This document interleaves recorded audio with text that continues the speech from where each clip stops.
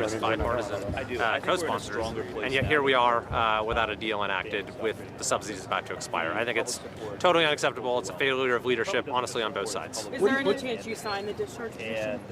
Well, it's kind of a moot point now, right? I mean, it's got the signatures, and that bill is coming to the floor.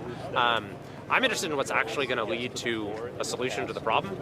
And so that particular bill has already been rejected by the Senate, which is why I say it's not just been a failure on the part of the Speaker, but also the Minority Leader, because he had all of his members go towards the one bill that we knew was not going to pass in the Senate because they already rejected it, assuring that we wouldn't actually have a solution to the problem. Why do you think there's been so much frustration with the Speaker and the way things have transpired up here within your party? Why has there been so much frustration within the House Republican Conference? I mean, I think it's the effectiveness, or lack thereof, of the House in recent months. That we just really haven't been in the driver's seat when it comes to the really important challenges facing the country and when it comes to, the key policy issues here in D.C. What does that mean for the midterms?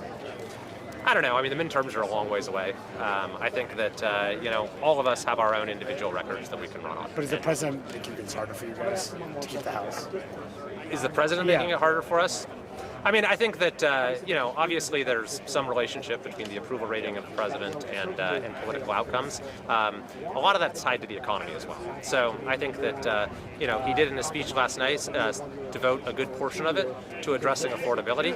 I think we really need to empathize with where people are in terms of how hard it is to get by for too many people in the country right now. And so when he's blaming Biden, he's blaming Biden. Well, I think it's undeniable that you had, 20+% cumulative inflation during the Biden years. And so we did, start at a point where people were very dissatisfied when it comes to affordability. I do think that we should have a forward-looking vision for how to make things better.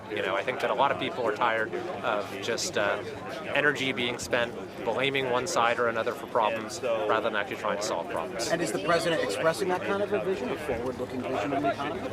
Well, I heard him address, I think, the key drivers of unaffordability last night. So, gas prices, electricity, energy, housing, taxes, healthcare as well. And he did, touch upon some of the policy issues that are relevant there. But on an issue like the ACA subsidies, this is something that is going to have a very concrete impact on people directly, 22 million people in the new year. And so, we can say, oh, well, it's the fault of Obamacare, or we could point to this bill that we just passed yesterday that's very unlikely to become law. But that doesn't solve the immediate problem that people are really going to feel in their lives. So I think that's where we need to be focused. What can we do that's actually going to make things better for people? What would you say to those more than 22 million people set to see their premiums skyrocket now? Well, I'd say I'm not giving up. Unfortunately, it looks like this deadline's going to pass and they will expire. But better late than never. Let's come back in January. And by the way, let's not just pick up where we left off today. We're going to continue to have conversations throughout the next few weeks so that we can come back in January and be ready to tackle this and to get a solution through as quickly as possible. Does Trump deserve an A++++ on the economy? Well, I don't know if that was ever on my grading scale when I was in school. So I don't know what that means. I mean, I think there have been certainly improvements when you look at the energy sector in particular. Gas prices are down, and I think that there's been some key policy reforms, even today that we just voted on, that will help there. You're saying your concern is empathize with the American public who's hurting right now. I think that's what we all need to do as policymakers. We shouldn't be,